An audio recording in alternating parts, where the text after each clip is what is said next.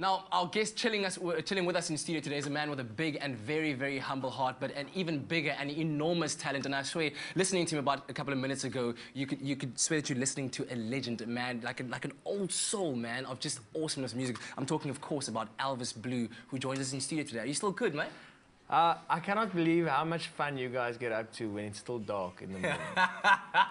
That's true. Well, we make it happen. You gotta make it happen. It's great fun, at this time of the morning. But listen, dude, most people think that you just pounced on the scene, like one day, poof, and then Elvis Blue was born. But there's been a long journey since you started. I mean, we said now you started singing when you were young, but there was a long journey. Tell us about that story. Before everything happened in the last 8 months of my life, I did 5 albums. I did my first album when I was 20, and I'm 31 years old now. You weren't supposed to say that. Yes, man, I'm a toppy. No, but here. I've never done anything else other than music. Probably, I shouldn't be your accountant ever.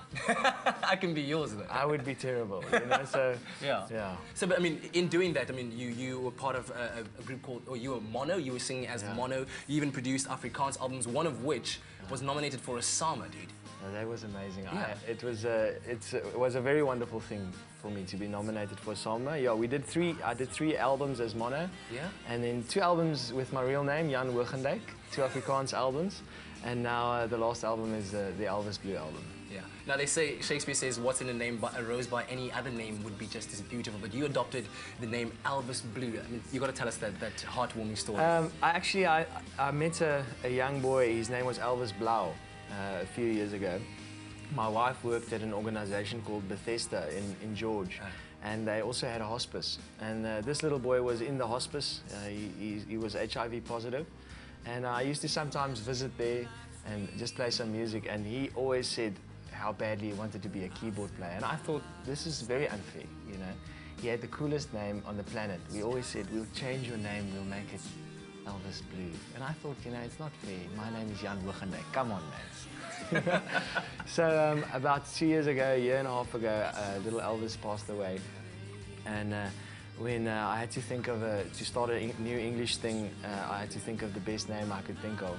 The coolest name I could think of was this little guy's name, Elvis Blue. Definitely. And that's where the name comes from. I mean, obviously he had a big impact on your life, and having a piece of him with you. Yeah, absolutely. And you know, actually, it's amazing how you think something like that, just visiting this little kid, it changed my life completely. Yeah. And at that stage, I didn't, you know, think, I thought I was changing his life, but at the end of the day, something like that could come back and it could make a big difference in your own life, you know? And so he did. I mean, right now, the album that came out last year in November, self-titled Elvis Blue, I mean, a piece of eternity lies within this. There's actually a lot of deep meaning in this. Tell me about the production, what went into putting this CD, because it's more than just songs. Yeah, it's more than just songs. I think music for me, it's always been about telling stories, and hopefully people can relate with the stories you tell. And they can find a little bit of their own journey in that, and that's really what I tried to put out with the album. Yeah. And is there a song here specifically that you dedicate to Elvis Blue? Ach, you know what? I think the song that I did last year, the first single of the album, I think Things My Father Said. It's a song about losing someone you love, and I think, like I said earlier, it's a universal theme. We've all lost someone. It could be a father, a mother, just a friend, husband or wife, children. And that song really is a special song to me in relation to little Elvis Blue. Now, it's actually funny that you mentioned that husband, because you're a husband, you're a father, you are you know, a musician. Which one are you first and foremost? I think when you wake up in the morning. I think probably a husband and a father, because you wake up at home and you're next to your wife, you know? True. And then you go and get your little girl. Yeah. But I think those things, and those 3 things probably are closest to my heart. Is my family and my daughter, and music. Is something I'm passionate about, and I believe I was made to do. And you're also very passionate about giving back to people. Tell me about the Elvis Blue Music Academy. The Music Academy, also, you know, a little part of Elvis Blue's journey. You know, I was teaching, I was living in George before all this happened to me, and I was teaching kids in Thembaletu. That's right next to George. And now what we've started is the Elvis Blue Music Academy, and that's in Thembaletu, where kids who wouldn't normally have the opportunity to learn music, play an instrument, they can come and they can be taught. And we're also starting that in Alex, So that's probably rolling out in the middle of July. Awesome stuff. So if you want to find out more about that, just go onto my Facebook, pop me a message.